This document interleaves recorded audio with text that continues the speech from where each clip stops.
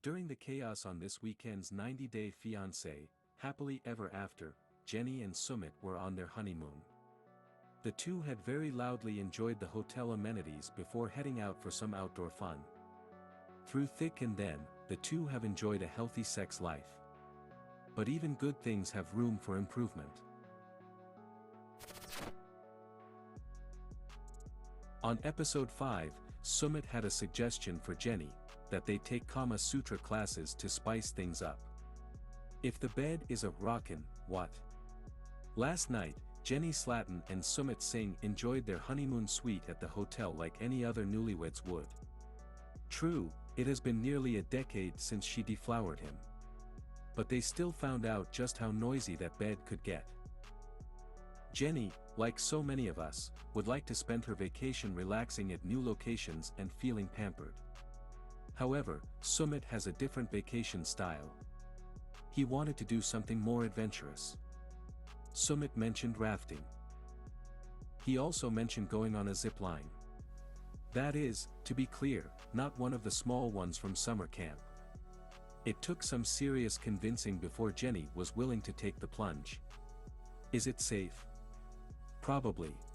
But just because you know that you'll survive something doesn't mean that it's always worth the terror.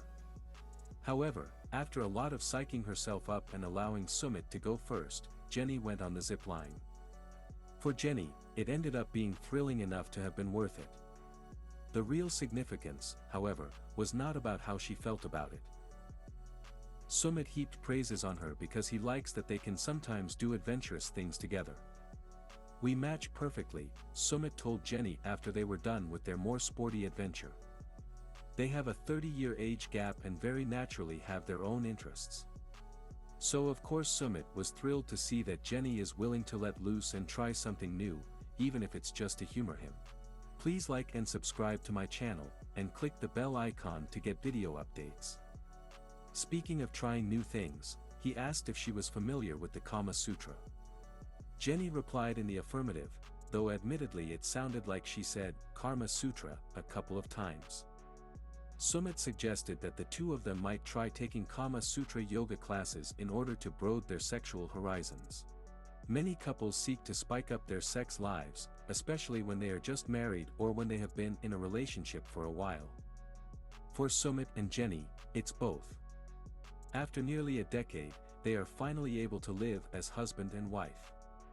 Sumit hopes that the Kama Sutra could help them attain new plateaus of sex in the bedroom. It's unclear what he feels that the current shortcomings may be.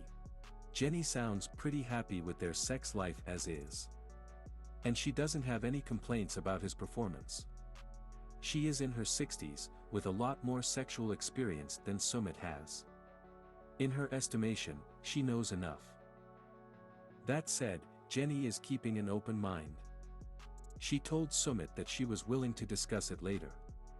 Jenny and Sumit then went to a public ceremony, with Jenny remarking about cultural differences. America's beautiful pluralism is a source of strength, but it also means that no ceremony is both spiritual and nearly universal. She resolved to leave behind the bitterness over conflict with Sumit's toxic family. However, Jenny surprised Sumit by pointing out the possibilities for their future. They could get a marital visa for him. If he wanted, they could move together to America. Sumit felt stunned by the offer. It is not what he wants, for one simple reason. In Sumit's eyes, his toxic family, the ones who disowned him, are too important for him to leave them behind. He feels that, if he moved to another country, he might never get them back. Jenny, who moved to another country and left her family behind to be with him, has every right to feel weird about that.